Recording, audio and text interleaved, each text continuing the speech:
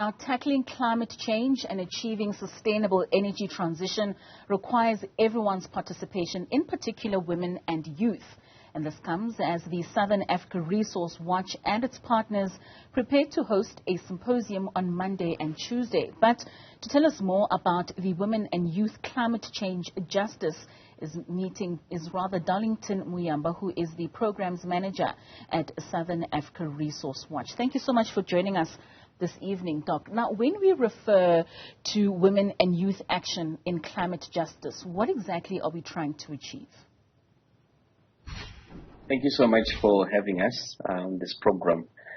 So when referring to women and youth climate action, we are looking at efforts of ensuring that the often excluded groups of our communities take a center stage on addressing climate change, which is an issue that affects them more than other categories. For example, women generally in our communities are affected more because climate change has direct impacts to livelihoods, direct impacts to the way that women live. The same with youth.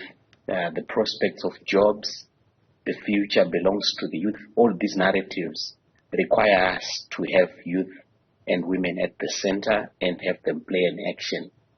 So the idea of the symposium is really to create this space for women and for youth to take a center stage and action that is meaningful. And I'm sure at the center stage is South Africa's NDP of 2034, adapting to the impact of climate change is to strengthen the nation's resilience.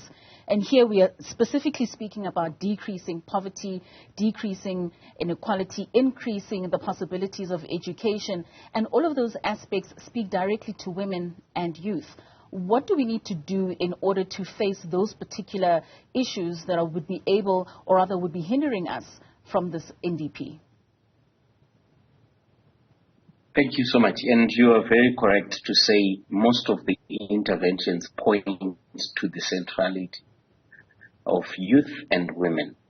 And for us to be able to realize that central role that these two groups play, we need to ensure that there is capacity building from the onset, that they understand what the just transition is and what it means, not just from a policy view, but also from their own view with the lived realities that they live with. So when you build capacity, and we've done various initiatives to build the capacity of the youth, to build the capacity of the women, to articulate, to understand what climate change is, more often than not it's taken as a scientific area, but it has to be an area that they understand because they live with climate change, they live with prospects for just transition. After capacity building, you want to have youth and women be engaged in policy making processes. You know, more often than not, policy making is done elsewhere and outside the reach of these categories. So you want to get them involved, and this is one of the thrust of the symposium. The second day, we actually dedicated it to have a policy, a conversation, a dialogue with policymakers, so that youth and women directly input into the policies. And then when that happens, you start implementing the NDC with everyone involved, including those that are adversely affected. We are likely to realize better results than when we leave these two categories outside the realm of our interventions. And Doc, I think later on in our discussion, I want us to go back and touch on the issue of policy making, especially that it's quite a heightened agenda item on your day 2 of the symposium. But what I want to understand from you is, what do you think will be the future challenges if we don't have an inclusive conversation around climate change and just energy transition? Yes, so the challenges of not having an inclusive conversation is, number one, there is no just in itself. And I was listening earlier on to the program where some former employees of coal mining companies are left jobless, and they have not been able to transition into new economies. So leaving anyone behind creates problems. You create unemployment because people have not been included. You create sometimes sabotage, and people are unable to mitigate and adapt because they just don't know and they've left behind. You create policies that are not effective and are not implementable on the ground because people have not been included. You create policies that sometimes don't address the exact and actual impacts that are felt in the communities because people are not included at some stage. So including everyone, and especially these two categories, which is women and youth, you are assured and guaranteed of having interventions that work, interventions that are effective, and interventions that last and project into the future, and not only to mitigate, but also even in the prospects of creating new economies that are around, just transition. Because just energy transition also has a potential, huge potentials of creating new forms of jobs.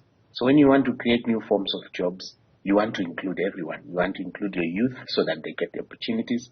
You want to include women so that they are not marginalized. And as they say, if you empower women in communities, you have empowered the whole entire community. So that's why inclusion is very central to what we do around just energy transition. It most certainly is. I mean, the symposium will be starting on Monday, and on the very first day, you're going to have stories coming out of those women and young people of the work that they're currently doing within their communities. Can you take us through what some of that work is and what does it look like? So the first day is dedicated rightly to having conversations amongst the women and the youth. So these conversations are a result of the work that we have been doing in the past year, and this work for the youth includes a capacity building that we did. Like I indicated earlier, capacity strengthening is very important. So we trained youth on various issues around just transition, so that they understand it, they know the policies that exist, they know the legal and policy framework that is there in South Africa, and they're able to engage. And after that, they've gone to their communities to cascade this capacity. So on the first day, we will allow them to reflect on what they've done, and they've also developed a position paper, which has got very clearly outlined actions. So we want to trace and track what is it that they have been able to implement that is articulated in that position paper. With the women from Mpumalanga, Carolina, we have been able to capacitate them. They have also gone on to do research. So they led a feminist participatory action research that they did themselves in the community. And this research was to explore their understanding and the community's understanding of what climate change is, what just transition is, and what it means to them. We have done a documentary to that effect, which we have shared extensively, as well as a report around the voices of these women. So on the first day, again, the women will be sharing their experiences and the efforts that they've made on the ground and the challenges and opportunities that are existing. And then when we made the conversations from the first day and the positions from the first day, we would then have a clearly articulated agenda to meet with the policymakers on the second day.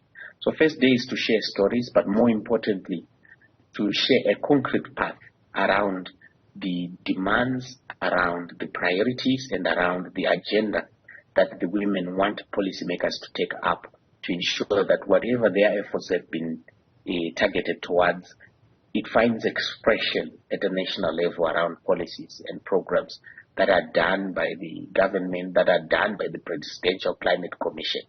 So that's our thrust and that's our intention with the first day.